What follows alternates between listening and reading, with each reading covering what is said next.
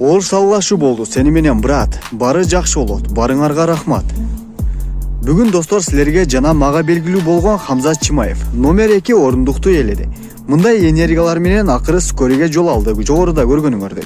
Бирок көптөгөн хейтерге болобу же номер 2деги Бьорнс оор келет деген суроого Хамзат чекит коюп койду.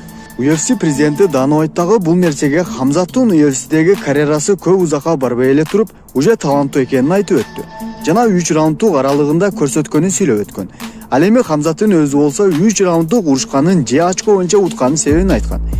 Эмне себептен көзү жыртылып кеткенин эмоция калтырганбы же жиненгенби деген суроого жооп кылды. Бир раунд бүткөндөн соң эле Хамзат өзүнүн тренеринин сөзүн укпай койгондугун айтты.